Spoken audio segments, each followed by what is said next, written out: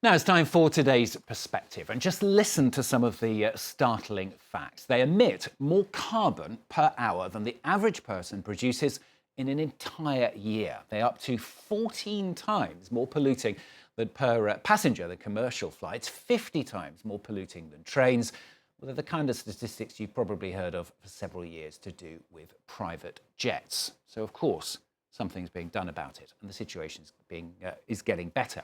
Well, the answer is no. New research shows that private aviation is now even being used as an alternative to taxis, with many being used for distances less even than 50 kilometres, often being used not even for business trips, but just for leisure. Joining us now from Kalmar in Sweden is Stefan Gössling. He's professor at Linnaeus University. Thanks very much for joining us on the programme today. First of all, tell us about the research that you did, because you actually analysed, didn't you, 18.6 million private flights using Flight Tracker over 4 years. Tell us a bit more about how you went about it. Well, it's a data set to struggle with. We had 1.8 terabytes of data that needed to be processed. Essentially, it gives us a data point for every private aircraft, 26,000 in total, every minute of flight time. And that data could be analyzed for flight purposes based on the destinations, but also in terms of the distances flown, the emissions caused, and several other factors such as the events visited, for example. And how bad did you find or decide, having done the research, the situation is? Why is it getting worse? Well, we have seen a major increase in private aviation, probably because the pandemic actually served as a means of accumulating wealth for individuals that could profit from this crisis. And the global wealth level has also increased, and that has made people more people take these aircraft and use them on a more regular basis. That is a growth that we've seen in the system, quite staggering. And one of the goals that you've seen is that people are taking them as well for much shorter flights, yes? Half the flights are less than 50 kilometers, which obviously begs a number of questions. I mean, that does sound bonkers, doesn't it, to ordinary people, if you like? I mean, you can get in a car, you can go on a train. Why on earth would you need to use an aeroplane? I guess it's partially convenience. It's partially for privacy reasons. It's also very often empty flights. Aircraft are parked in airports that are cheaper in terms of their parking fees. They will then return to pickup owners. That is a kind of pattern that we've observed. So people are using them almost as if they're taxis. Is that the case?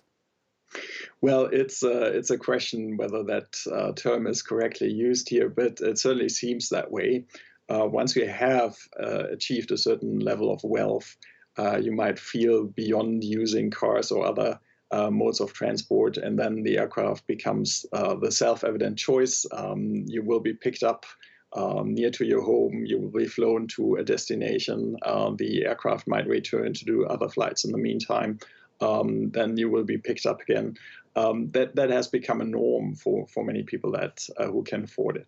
I mean, it's crucial, isn't it, to understand what kind of flights these are as well, because you might expect that most of these flights, the grand majority, are for business trips. So it's not necessarily the case, is it? Yeah, it's obviously argued that every trip is a business trip because people will always be doing business talks wherever they are in this strata of society. But we have shown that there is a pattern. For instance, we analyzed flights going to Ibiza, and you see there is a pattern that they are incoming on Fridays, leaving again on Sundays. That suggests that a lot of these flights are actually leisure flights, even in terms of many of the destinations, such as the Seychelles, Mauritius, that you wouldn't usually associate with business trips. And do you think this is a situation that's going to get worse? Yes, unless there's regulation, we'll see a continued rise. Business figures point to a continued interest in private aviation, and we will definitely see a continuation of this trend unless there's policies that regulate the sector. Yeah, I mean, that's the crucial point, is it? Regulations. I mean, we've heard this story about the problems of private jets now for several years. Why do you think those regulations are not forthcoming? Nobody seems to actually be doing anything about it, do they? Well, one argument has been that in total, the sector is still a small contributor to global emissions, but I think that is the wrong perspective, because if the very affluent people and their high emissions do not matter, then the question obviously is, whose emissions do matter, because climate change is what 8.5 billion people do.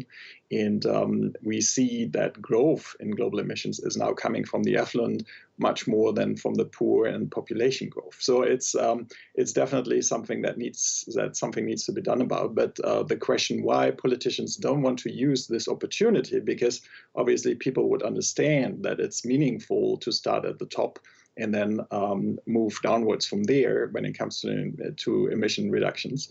That is a big question.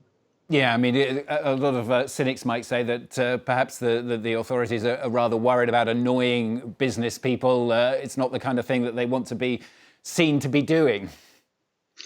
That might be one reason, yes.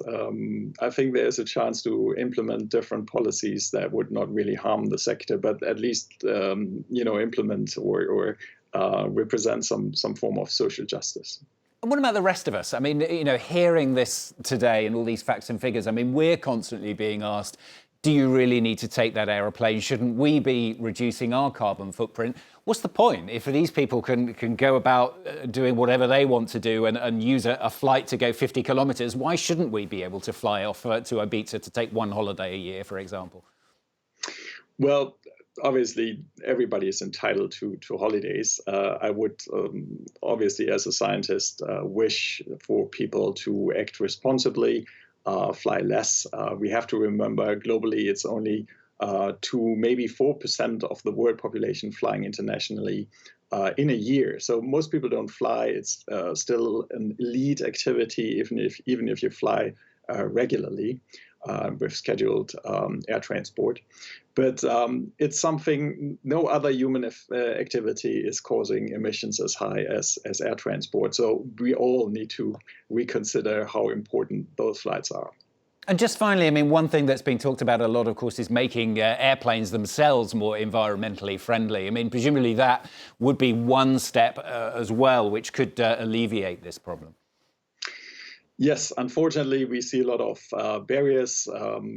Partially, the only solution that we have at this point for, in particular, long-haul flights that cause most of the emissions is biofuels. Upscaling production is very difficult. It's also costly. Other fuels, such as synthetic fuels, are not produced, not even in pilot plants at the moment. There's lots of problems with the technology. The upscaling is the next problem. The energy cost as input is a problem. I don't see that we are going to get sustainable flight through technology. Stefan Gössling, good to talk to you on the programme today. Thanks very much for joining us. Stefan Gössling joining us there from Linnaeus University in Kalmar in Sweden. Thanks very much. Thanks, Stuart.